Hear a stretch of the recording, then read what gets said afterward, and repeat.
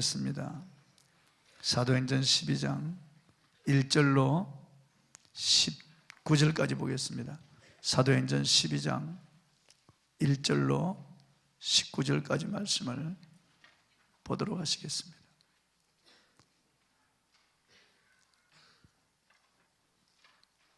사도행전 12장 1절로 19절 제가 봉독하에 올리겠습니다.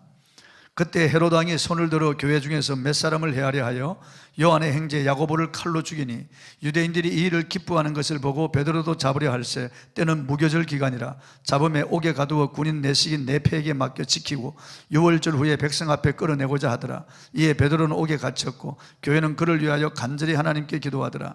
헤롯이 잡아내려고 하는 그 전날 밤에 베드로가 두 군인 틈에서 두 쇠사슬에 매여 누워 자는데 파수꾼들이 문 밖에서 옥을 지키더니 호련히 주의 사자가 나타나며 옥중에 광채가 빛나며 또 베드로의 옆구리를 쳐 깨워 이르되 급히 일어나라 하니 쇠사슬이 그 손에서 벗어지더라.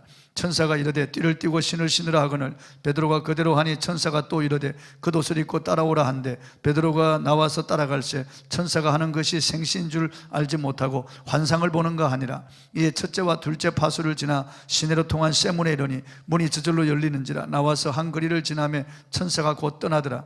이에 베드로가 정신에 들어 이르되 내가 이제야 참으로 주께서 그의 천사를 보내어 나를 헤롯의 손과 유대 백성의 모든 기대에서 벗어나게 하신 줄 알겠노라 하여 깨닫고 마가라 하는 요한의 어머니 마리아의 집에 가니 여러 사람이 거기에 모여 기도하고 있더라. 베드로가 대문을 두드린데 로데라 하는 여자아이가 영접하러 나왔다가 베드로의 음성인 줄 알고 기뻐하여 문을 미처 열지 못하고 달려들어가 말하되 베드로가 대문 밖에 섰더라 하니 그들이 말하되 내가 미쳤다 하니 여자아이는 힘써 말하되 참말이라 하니 그들이 말하되 그러면 그의 천사라 하더라. 베드로가 문 두드기를 그치지 아니하니 그들이 문을 열어 베드로를 보고 놀라는지라. 베드로가 그들에게 손짓하여 조용하게 하고 주께서 자기를 이끌어 옥에서 나오게 하던 일을 말하고 또 야고보와 형제들에게 이 말을 전하라 하고 떠나 다른 곳으로 가니라. 날이 새매 군인들은 베드로가 어떻게 되었는지 알지 못하여 적지 않게 소동하니 헤롯이 그를 찾아도 보지 못하며 파수꾼들을 신문하고 죽이라 명하니라. 헤롯이 유대를 떠나 가이사라로 내려가서 머무니라. 아멘. 합심기도는 능력입니다. 이런 주제로 오늘 말씀을 통해서 은혜를 나누겠습니다. 유대인들이 교회를 박해하자 사도회에는 다 흩어져 갔습니다. 유대인들이 교회를 박해할 때 헤롯 왕이 유대인들의 환심을 사려고 교회 지도자 몇 사람을 죽이려고 했습니다. 그래서 요한의 형제 야고보를 칼로 죽였습니다. 칼로.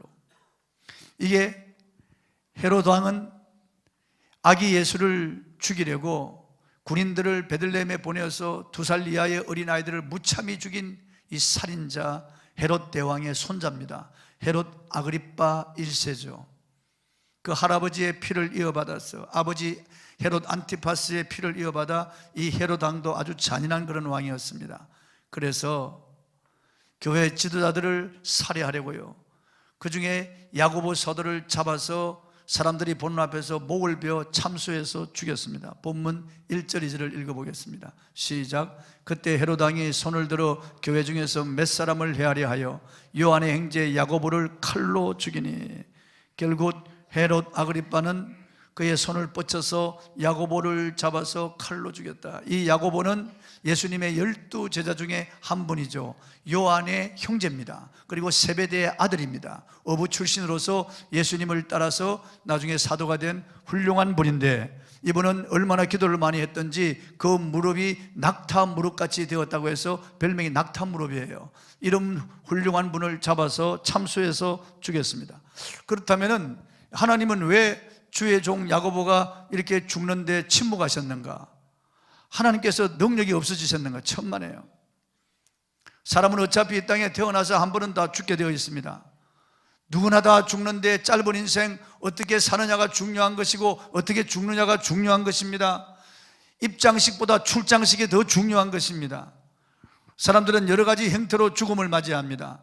늙어서 과로해서 죽는 과로사가 있고 그냥 자연사가 있고 병사가 있고 객사가 있고 또 자살도 있겠죠. 그러나 하나님의 영광을 위해서 죽는 죽음은 영원히 산 것과 영원한 지혜로 나타나는 것입니다. 하나님께서 귀중히 여기는 죽음이 있습니다. 시편 116편 15절에 성도의 죽음은 여호와께서 귀중히 보시는 것이라고 했습니다. 계시록 14장 13절에 주 안에서 죽은 자들은 복이 있다고 했습니다. 그런데 주 안에서 죽은 자들 가운데서도 순교하는, 복음을 위해서 순교하는 순교자의 죽음이야말로 하나님께서 특별히 취급하시는 것입니다. 스데반 집사가 복음을 전하다가 순교할 때 예수님께서 아버지 보좌 우편에서 일어나셔서 스데반의 죽음을 환영하는 것을 성경에 기록해 놓았습니다. 어차피 한번 태어나 죽는 죽음인데 야고보는 가장 값지고 영광스러운 죽음을 맞이했던 것입니다. 순교자들의 죽음은 결코 헛되지 않습니다. 우리 한국 초기의 최초의 선교사, 영국의 토마스 선교사가 이제 샤만호를 타고 대동강을 거슬러 올라오는데 우리 관군의 화공법에 걸려서 배가 침몰합니다. 불타서. 그래서 배에서 내려서 무태 올라오자마자 관군에게 끌려가지고 그 뚜기에서 참수당합니다. 박충근이라고 하는 관군이 칼을 들고 그의 목을 치는데 치기 전에 성경을 뿌렸는데요, 그 성경을 주워간 사람들이 다 장로가 되고 영수가 되고 성경을 주워서 자기 집에다가 붙여놓았던 그 사람은 나중에 그 집이 널다리 교회가 되고 널다리 교회가 발전해서 산정행 교회가 되었던 겁니다. 그 산정행 교회에 부흥이 일어난 거죠. 그러니까 순교자의 죽음은 결코 헛되지 않습니다. 야고보 사도의 이런 죽음을 통해서 복음은 더욱 확산되는 거죠. 여러분, 육체를 위해 살다가 헛된 죽음을 맞이하지 마시고 주 예수 그리스도를 위하여 살다가 값진 죽음을 맞이하시기 바랍니다. 저는 매일 기도할 때마다 잘 죽게 해달라고 기도합니다. 어차피 이 세상 한 번 죽을 것인데 참으로 주를 위해 살다가 힘이 지나여 죽어야죠. 비겁하게 죽든지 이 땅에서 육체를 위하여 살다가 그럭저럭 살다가 병사에서 죽든지 그런 죽음보다 하나님의 영광을 위해서 죽는 죽음이 얼마나 값진지 알 수 없습니다. 헤롯은 야고보를 칼로 죽일 때 유대인들이 기뻐하는 것을 보고 유대인의 환심을 더 사기 위해서 이번에는 베드로 사도를 체포했습니다. 그리고 그를 옥에 가두었어요. 본문 3절 4절을 읽어보겠습니다. 시작. 유대인들이 이 일을 기뻐하는 것을 보고 베드로도 잡으려 할새 때는 무교절 기간이라 잡음에 옥에 가두어 군인 내식인 네페에게 맡겨 지키고 6월절 후에 백성 앞에 끌어내고자 하더라 그랬습니다. 베드로를 잡아서 감옥에 가뒀는데 무교절, 즉 6월절이라고 하는 무교절 기간이라서 이 유대인의 명절 기간에는 사형을 시키지 않습니다. 유대인들이 그걸 원하지 않아요. 그러니까 무교절이 끝난 다음에 베드로를 옥에서 끌어내어서 공개 처형을 하려고 그렇게 생각을 했습니다. 참으로 잔인한 사람이 아닐 수 없습니다. 이 사람은 사람을 기쁘게 하려고 베드로 사도를 체포하여 죽이려고 했습니다. 이미 야고보 사도를 죽였어요. 사람을 기쁘게 하려면 마귀의 마수에 걸려듭니다. 그러나 하나님을 기쁘게 하면 하나님의 영광이 나타납니다. 이에 교회는 베드로를 위하여 간절히 하나님께 기도했습니다. 교회가 베드로를 옥에서 구출할 방법이 없죠. 무슨 특공대를 보내서 옥에서 구출하겠습니까? 군인 조직에서 맞서 싸우겠습니까? 그럴 힘이 없고 또 그래서도 안 되는 거죠. 그래서 교회는 하나님께 간절히 기도했습니다. 본문 5절을 한번 읽어보겠습니다. 시작. 이에 베드로는 옥에 갇혔고 교회는 그를 위하여 간절히 하나님께 기도하더라. 하나님의 도우심을 구하며 간절히 하나님께 기도했습니다. 인간의 눈으로 보면 절망적입니다. 6월절 절기가 지나면 베드로 사도는 사형을 당합니다. 이미 야고보도 죽었는데 베드로 사도마저 죽는다면 교회는 힘을 잃어버리고 말 것입니다. 와해될 것입니다. 그래서 교회는 베드로를 위하여 간절히 기도했습니다. 본문 6절을 한번 읽어보겠습니다. 시작. 헤롯이 잡아내려고 하는 그 전날 밤에 베드로가 두 군인 틈에서 두 쇠사슬에 매여 누워 자는데 파수꾼들이 문 밖에서 옥을 지키더니 이제 내일이면 베드로는 사형을 당합니다. 그런데 베드로는 두 군인 틈에서 깊이 잠들었습니다. 아니 내일 죽는데 어떻게 이렇게 깊은 잠이 들 수가 있겠습니까? 베드로 사도는 이미 하나님의 나라를 소유했기 때문에 그 마음에 평안이 임했습니다. 이 땅의 죽음으로 끝나는 것이 아니고 짧은 인생 죽음을 통과하면 영원한 하나님의 나라에 들어가서 그를 섬기던 주 예수님을 만나고 이제 성도들을 만날 것을 생각할 때 베드로는 마음이 평안한 것입니다. 죽음이 조금도 두렵지 않습니다. 순교의 죽음이 끝나고 나면 하나님의 영광과 칭찬이 있을 것을 생각할 때 베드로는 하나님께 다 맡기고 평안히 잠들 수가 있었던 것입니다. 베드로 사도는 특별 사형수이기 때문에 군인 4명씩 4패에 맡겨 지켰습니다. 즉 4명이 4개조로 교도하면서 베드로를 지켰다 그 말이죠. 그리고 안에는 철장으로 문을 굳게 잠그고 또 베드로 사도를 두 쇠사슬에 묶어서 꼼짝 달싹하지 못하게 해놓고 양쪽에서 군인들이 또 지키고 있었습니다. 감옥 안에서 베드로 곁에서 두 군인이 지키고 밖에서는 4명이 지키고 있는 겁니다. 그러니까 도저히 빠져나갈 수가 없습니다. 쇼생크 탈출이라고 하는 영화를 보면은 악명 높은 감옥에 갇힌 주인공이 교도소 소장의 회계장부를 정리하여 주면서 그의 은행 구자를 알아낸 후에 감옥의 벽을 뚫고 흙을 파낸 후에 하수구를 통해서 절묘하게 탈출에 성공하는 것을 보았습니다. 또 우리 한국의 신창원이라고 하는 제수도 탈출에 성공해서 온 나라가 불안에 떨었던 적이 있습니다. 하지만 그들은 몸이 자유로운 상태에서 탈출했지만은 베드로는 양 쇠사슬에 묶여있는 상태고 두 군인이 그의 곁에서 잠자지 않고 지키고 있기 때문에 탈출은 도저히 불가능합니다. 야고보 사도도 죽임을 당했고 베드로도 이제 내일 날이 밝으면 죽임을 당하게 되었습니다. 그 순간 교회가 할 일이 무엇이었겠습니까? 하나님께 간절히 기도하는 길뿐이었습니다. 그런데 교회의 합심기도는 하늘의 능력을 끌어내렸습니다. 합심기도를 통해서 천사가 동원되었습니다. 본문 7절을 한번 읽어보겠습니다. 시작. 호련히 주의 사자가 나타나며 옥중에 광채가 빛나며 또 베드로의 옆구리를 쳐 깨워 이르되 급히 일어나라 하니 쇠사슬이 그 손에서 벗어지더라. 주의 사자는 천사를 말하는 겁니다. 천사는 하늘의 사자라는 뜻이죠. 주의 사자나 하늘의 사자나 똑같은 말입니다. 천사가 나타났다 그 말이죠. 천사는 하나님의 명을 받고 일하는 영적인 존재입니다. 천사들 중에서는 사람의 모습을 하고 지구에 다녀와 하나님의 메시지를 전하기도 하고 하나님의 백성을 도와주기도 한 그러한 역사가 기록되어 있습니다. 어떤 천사는 번개같이 빛나는 모습을 한 채 나타나기도 하였고 어떤 천사는 등에 날개를 단 채 날아와서 메시지를 주기도 했습니다. 어떤 천사는 눈부시도록 흰 옷을 입고 나타나기도 했습니다. 누가복음에 보면은 사가랴라고 하는 제사장이 전례를 따라서 성전에 들어가서 향을 피우는데 천사가 향단 우편에 나타났습니다. 아주 눈부신 천사가 나타나서 사가랴에게 너 아내 엘리사벳이 수태할 것이다, 즉 임신할 것이다 일러주었습니다. 아니 우리가 나이 많아서 이미 경수가 끊어지고 저도 늙었는데 어떻게 그런 일이 있을 수가 있습니까? 이 부정적인 말을 할 때 천사가 너 아들이 태어날 때까지 너는 말을 하지 못할 것이다 입을 봉해버렸어요. 그리고 아이가 태어나면 이름을 요한이라고 하고 사라졌습니다. 과연 천사가 일러준 대로 엘리사벳이 수태하게 되었습니다. 그리고 아들을 낳을 때 사가랴 입이 열려서 말을 하게 되어 천사가 일러준 그대로 되었어요. 6개월 후에 나사렛 구렁지대의 한 촌에 처녀 마리아라고 하는 처녀에게 천사가 나타났습니다. 평안하뇨. 마리아가 두려웠어요. 지극히 높으신 자의 능력이 너를 덮을 것이고 성령으로 너가 임신하게 될 것이고 너가 아들을 낳을 것인데 그 아들은 지극히 높으신 하나님의 아들이라 일컬음을 받을 것이라 그러자 마리아가 놀랍니다.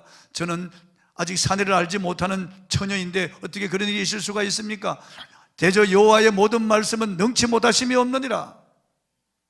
그러면서 천사가 사라집니다. 그래 마리아는 주의 계집종이오니 주의 뜻대로 이루어지이다 합니다. 과연 임신했어요. 그리고 얼마 후에 마리아가 임신한 것을 눈치챈 이 요셉이 가만히 끊고자 했을 때, 가만히 끊고 파혼하려고 했을 때 천사가 나타납니다. 그리고 요셉아 내 아내 마리아 데려기를 무서워 말라. 그에게 잉태된 것은 성령으로 잉태된 것이니 그가 하나님의 아들이다. 아들을 낳으리니 이름을 예수로 하라. 이는 그가 자기 백성을 저희 죄에서 구원할 자이심이라. 천사가 일러주었습니다. 그래서 과연 천사가 일러준 대로 임신했고 천사가 일러준 대로 그 이름을 예수라고 그렇게 붙였습니다. 또 성경에 보면은 예수님이 공생애를 시작하시고 이제 광야에 가셔서 40일 금식하고 마귀를 물리치고 난 다음에 천사들이 나타나서 예수님을 수종 들었다고 기록하고 있습니다. 그리고 예수님께서 인류 구원을 위하여 겟세마네 동산에서 피를 흘리며 기도할 때 천사가 나타나서 기도를 도왔다고 기록하고 있습니다.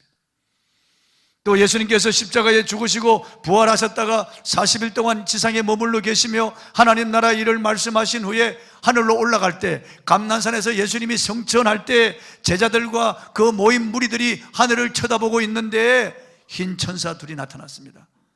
눈부신 천사 둘이 나타나서 갈릴리 사람들아 어찌하여 하늘을 쳐다보고 있느냐, 너희 가운데 하늘로 올리우신 이 예수는 너희 보는 데서 본 가신 그대로 다시 오리라. 천사가 일러주었어요. 그러니까 복음서에 보면은 천사들이 많이 나타나서 하나님의 메시지를 주기도 하고 하나님의 백성들을 도와주었던 것을 볼 수가 있습니다. 예수님이 죽으시고 난 후에 사흘 되는 날 예수님의 무덤을 굳게 이렇게 받쳤던 그 무덤의 돌이 굴러지고 천사가 나타났는데 그 얼굴이 혀와 같이 빛나고 말이에요. 번개 같은 형상의 천사들이 나타나자 수직하던 군인들이 기절해버리고 말았습니다.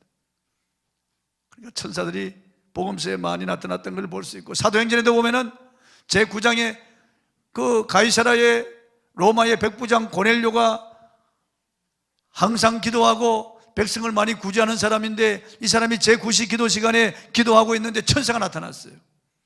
그래서 고넬료야, 너 사람을 요파 피장 시몬의 집에 보내서 거기 우거하는 베드로라는 사람을 청하여 그의 말을 들으라.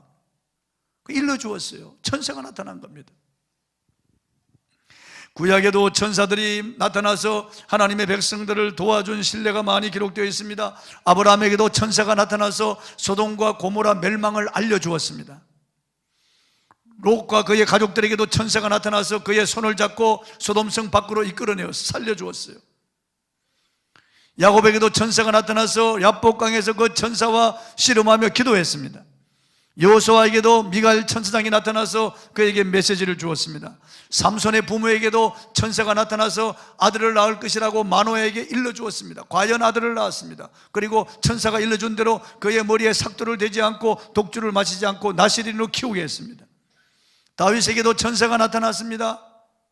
다니엘에게도 천사가 나타났는데 가브리엘이라고 하는 천사장이 날아와서 다니엘에게 장차 될 일을 알려주었습니다. 다니엘이 사자굴에 떨어졌을 때도 천사가 나타나서 사자들의 입을 봉하고 다니엘을 지켜주었습니다. 에스겔서에도 보면 천사가 나타나서 에스겔에게 일러주었어요. 천사가 나타났어요. 분명한 것은 천사들은 초자연적인 능력과 초인간적인 능력을 가졌다는 것입니다. 히스기야 왕 때 아수르의 사내립이 18만 5천의 대군을 거느리고 유다를 침공에 들어와서 예루살렘을 객기기 포위하고 토성을 쌓고 예루살렘은 그야말로 풍전등화, 이제 다 굶어 죽을 그런 위기에 빠졌습니다. 더군다나 사내립이 그의 사신, 그의 부하 랍사게를 시켜서 편지를 보냈는데 유다 방언으로 편지를 읽는데 하나님을 조롱하고 히스기야를 업신여기는 그런 편지였습니다. 항복하라는 거예요. 항복하면 살려주고 항복하지 않으면 똥오줌을 먹인다는 거죠. 그러면서 우리가 정복한 이방 모든 나라의 신들이 그들을 구했느냐? 너희가 섬기는 여호와도 너희를 우리 손에서 구할 수 있겠느냐? 하나님을 조롱하는 그 편지를 가지고 히스기야가 성전에 올라가서 펴놓고, 전능하신 여호와 살아계신 하나님, 눈을 들어 보시옵소서, 귀를 들어 들으시옵소서. 여기 사내립이 보낸 편지가 있습니다. 사내립이 사시는 하나님을 해방한 여기 글이 있습니다. 하나님 보시옵소서, 저들과 우리 사이에 도울 자는 오직 하나님밖에 없나이다. 하나님께 기도했는데 그날 밤에 천사 하나를 하나님이 보내서 그 아수르의 18만 5천 군인들을 다 송장으로 만들어버렸어요. 다 죽인 겁니다. 천사의 능력이 얼마나 큰지 알 수 없어요, 여러분.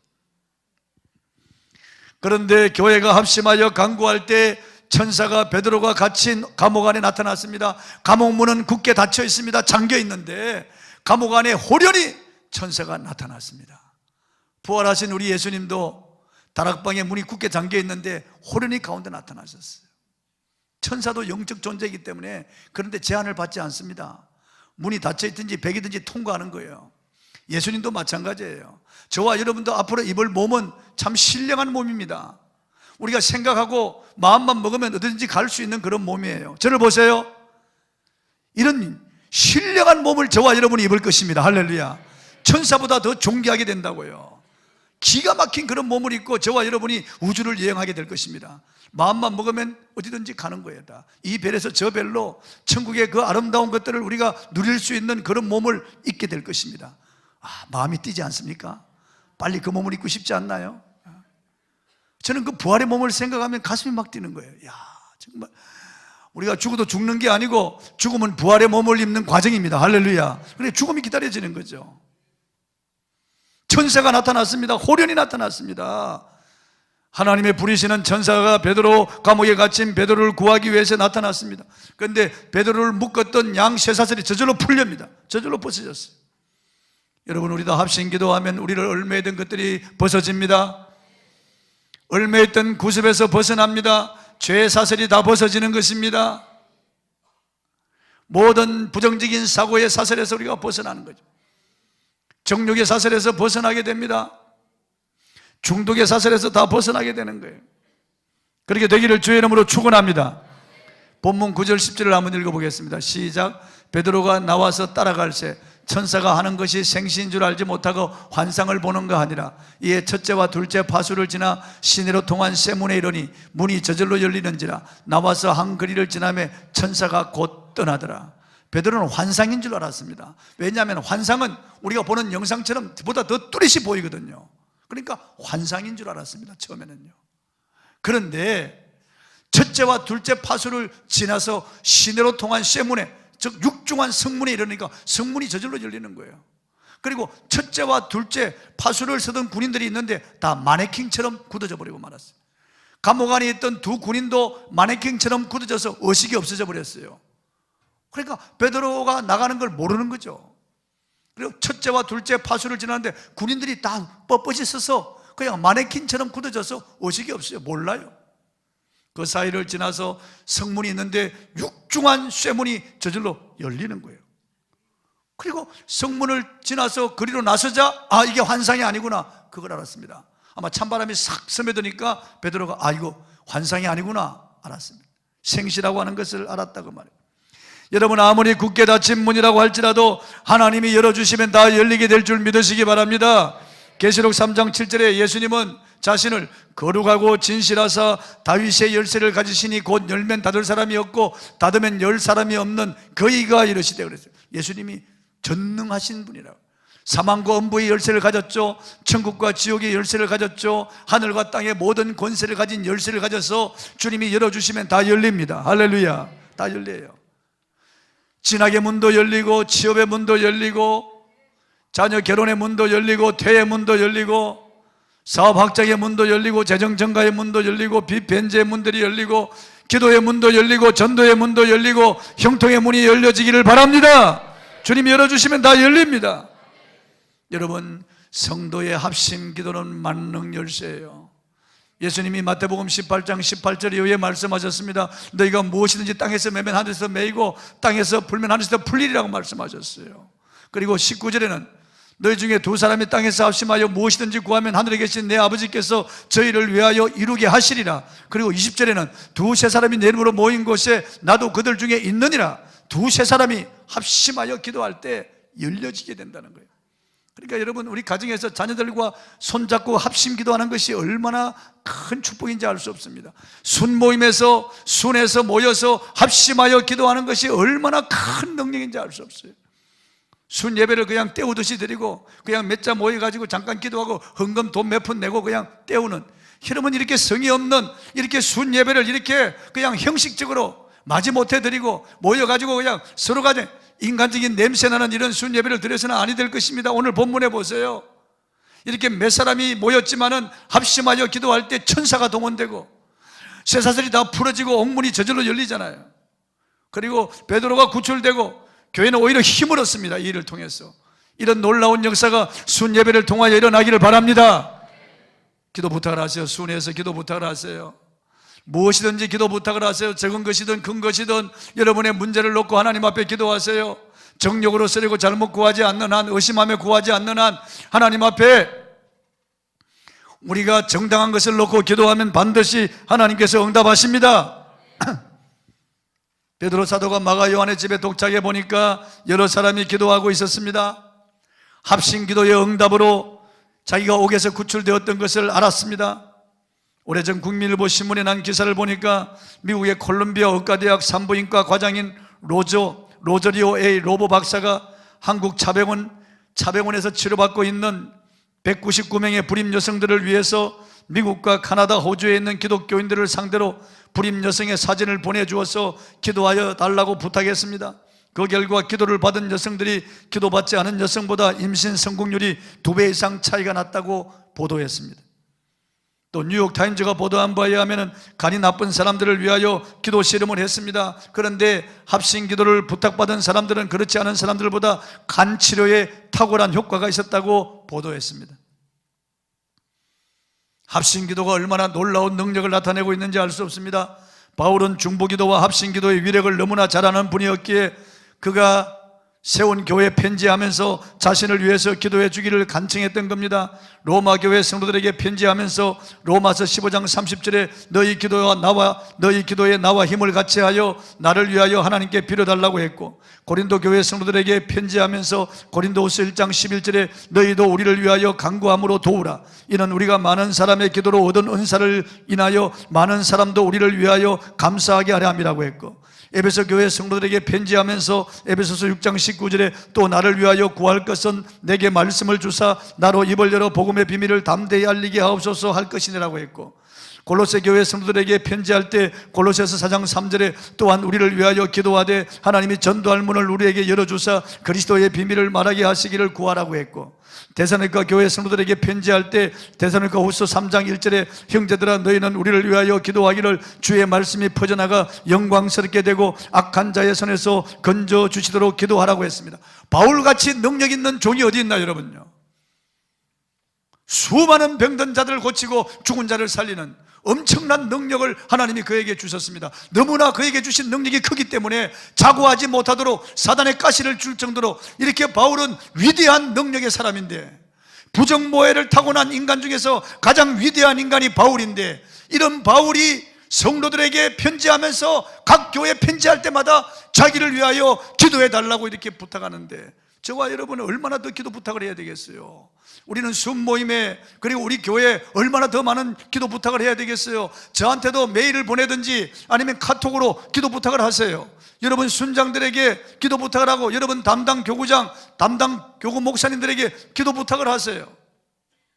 우리 중보기도 팀이 있는데 기도 부탁을 하세요. 기도해 달라고 해야 됩니다. 계속 병도 자랑해야 되지만은 기도 부탁도 계속해서 전해야 되는 거예요. 내가 할 일은 내가 한다고요? 그렇지 않습니다, 여러분. 저는 이엠 바운즈의 그 책을 읽을 때 참 놀랐습니다. 이엠 바운즈는 얼마나 영적 거장입니까?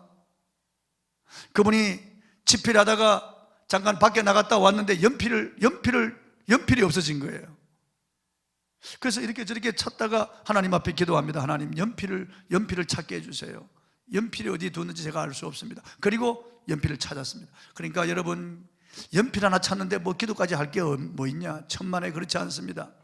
우리는 하나님 앞에 세세한 것까지 아뢰고 다 기도할 필요가 있습니다. 여러분, 이 험한 세상 우리의 자녀들을 누구에게 맡기겠습니까? 내일 일을 알 수 있습니까? 여러분, 지금 현재 평안합니까? 이 평안이 지속될 것이라고 자신하십니까? 아무도 자신할 수 없습니다. 여러분, 현재 우리를 얽어매고 있는 것들이 무엇입니까? 여러분, 묶인 것이 무엇입니까? 닫혀 있는 것이 무엇입니까? 합심하여 기도할 때 얽어매던 사슬이 풀어지고 닫힌 문이 다 열리게 될 줄 믿으시기 바랍니다. 합심 기도의 능력이 얼마나 큰지 알 수 없습니다. 우리가 합심하여 기도하면 주의 손이 나타나고 하나님의 천사가 일하고 성령께서 역사하십니다. 자동차는 도로를 달릴 때 그 가치가 드러납니다. 배는 무리를 지칠 때 가치와 능력이 나타납니다. 비행기는 하늘을 나를 때 그 가치가 있습니다. 성도는 기도할 때 그 가치가 나타납니다. 이 세상 험하고 나 비록 약하나 늘 기도 힘쓰면 큰 권능 얻겠네. 늘 기도 힘써야 됩니다. 기도의 자리를 다시 찾아야 됩니다. 회복해야 됩니다. 이렇게 설교를 들으면서도 기도할 마음이 일어나지 않고 기도의 자리에 오지 않는다면 그 마음이 패역한 마음일 수 있습니다. 아주 완악한 마음이고 다친 마음일 수 있습니다. 이렇게 하나님은 기도를 통해서 우리를 도와주시기를 원하는데, 하나님은 내 힘으로 살겠다고 하는 사람을 버리십니다. 하나님은 기도하지 않는 사람과 일하지 않습니다. 그러니까 우리가 하나님 앞에 기도하고 기도를 부탁해야 돼요. 부탁해요. 기도를 부탁해야 돼요, 여러분. 합심 기도 부탁해야 되는 거예요, 여러분. 순모임에도 부탁하고. 갯벌위에 그릇배 한 척이 쓰러져 있습니다. 기울어져 있는데 모래사장에 쓰러진 이 배를 움직이려고 수십 명 장정들이 붙어서 밀어도 이 배를 밀 수가 없는 거예요. 움직일 수가 없는 거예요. 그런데 밀물이 들어오고 배가 물 위에 뜨면은 어린 소년이 한 손으로 밀어도 배는 움직이는 거예요. 하나님의 은혜가 우리에게 임하면은 내가 할 수 없는 일을 얼마든지 하게 해주시는 거예요, 여러분. 하나님의 은혜는 기도를 통해서 임하시는 겁니다. 기도해야 됩니다. 기도할 때 천사가 임하는 거예요. 기도할 때 다 풀어지는 거예요. 다 풀어지는 거예요. 베드로가 대문을 두드리자 로데라고 하는 여자아이가 나왔다가 베드로를 확인하고 기뻐하며 달려들어가 베드로 사도가 밖에 서 있다고 외쳤습니다. 그런데 성도들이 그 여자아이를 향하여 미쳤다고 말하고, 아니라고, 참말이라고, 분명히 베드로 사도가 밖에 와 있다고 하니까 이번에는 그의 천사라고 말하기도 합니다. 자기들이 기도해놓고 막상 베드로가 구출되어서 문을 두드리니까 믿질 못하는 거. 베드로가 왔지만 믿질 못하는 거. 이게 인간의 한계 상황이에요, 여러분요. 한 교회 집사님이 간암으로 병원에 입원해서 이제 수술하고 치료 중에 있는데, 목사님이 장로들하고 같이 가서 같이 합심 기도해 주었습니다. 하나님, 우리 집사님 간암에서 노여나 깨끗하고 간이 암이 전이되지 않게 해주시고 완전 치료해 주시옵소서, 완전 치료해 주시옵소서. 그리고 아멘, 아멘 하고 기도했어요. 그리고 병원문을 빠져나오는데 장로님 한 분이, 목사님 가망이 없겠죠? 실컷 기도해 놓고 그러는 거예요. 이게 인간이라고 말이에요, 이게. 여러분, 기도는 이성을 초월합니다. 하나님의 능력은 우리 인간의 한계를 초월합니다. 여러분, 인간은 할 수 없지만 하나님은 다 하실 수 있는 거예요. 그들이 기도했는데 믿지를 못하는 거예요. 그래, 이렇게 부족한 인간의 기도라도 하나님은 합심 기도를 통해서 역사하십니다. 베드로 사도가 계속 문을 두드렸고 성도들이 나와서 문을 열어보니 정말 베드로 사도가 있어서 그들은 놀랐다고 했습니다. 베드로 사도는 그들을 조용히 시킨 다음에 야고보에게 알리라고 말합니다. 그리고 다른 데로 갑니다. 이 야고보는 목베어 죽임을 당한 야고보가 아니에요. 예수님의 젖동생 야고보고 야고보서를 기록한 야고보를 말하는 거예요. 이미 이분은 부활하신 예수님을 만나고 예수님을 나의 하나님이라고 영접했어요. 그리고 이미 예루살렘 교회 수장이 되어 있었습니다. 다음날 군인들은 베드로가 어떻게 되었는지 알지 못하여 놀라고 소동한 다음 보고하니까 헤롯이 군인들을 신문한 다음 죽이라고 했습니다. 헤롯은 자기의 잘못을 깨닫지 못하고 애매한 군인들에게 책임을 물어서 잔인하게 죽입니다. 성도 여러분, 우리가 살아가는 세상은 험한 세상입니다. 살아가면서 여러 가지 위기를 만날 수 있습니다. 세상 사람들은 위기 앞에 좌절하고 절망하지만 우리는 위기 앞에서도 평안을 노래할 수 있습니다. 왜냐하면 하나님이 우리와 함께 하시기 때문입니다. 하나님 앞에 기도할 수 있기 때문에 그렇습니다. 우리가 공동체 안에 있다는 것이 얼마나 큰 축복인지 알 수 없어요. 공동체 밖에 있는 사람들은 도와줄 사람이 없고 도와줄 하나님이 없잖아요. 우리는 여러 가지 어려운 일을 만나도 교회 기도를 부탁하고 순회 기도를 부탁해서 기도해 줄 동지들이 있습니다. 합심 기도가 얼마나 놀라운 능력을 나타내는지 알 수 없습니다. 어릴 때 학대받고 상처받아서 성인이 되었지만은 여전히 성인 아이가 되어서 학대의 감옥 안에 웅크리고 있는 사람들이 있습니다. 우리가 합심하여 기도하면은 그 감옥에서 나올 수 있습니다. 예수를 믿지만은 구습이라고 하는 감옥에 갇혀서 여전히 옛 생활에서 빠져나오지 못하고 있는 사람들이 있습니다. 기도하면은 나올 수 있습니다, 여러분. 여러분, 가족 가운데 여전히 감옥 안에 갇혀 있고 사슬에 묶여 있는 사람이 있습니다. 여러 가지 중독의 사슬이 있잖아요. 알코올 중독, 그리고 담배나 마약 중독, 그리고 게임 중독, 그리고 이 포르노 중독, 여러 가지 정욕적인, 그리고 욕심, 그리고 이러한 모든 죄악의 사슬에 묶여 있는 사람들, 우리가 기도하면은 하나님이 풀어주십니다. 저절로 벗겨지는 거예요. 육중한 물이 저절로 열리듯이 그렇게 인간이 힘쓰고 두드리고 달라붙어서 열려고 해도 열려지지 않던 우리의 문들이 열려지게 됩니다. 기도의 자리를 찾으십시오. 다시 우리가 강한 결심하고 기도의 시간, 기도의 자리로 나와야 되겠습니다. 다시 합심기도, 우리의 손에서 합심기도 불이 일어나야 되겠습니다. 합심기도, 부르짖는 이런 기도가 다시 일어나야 되겠습니다. 역사하실 줄로 믿으시기 바랍니다.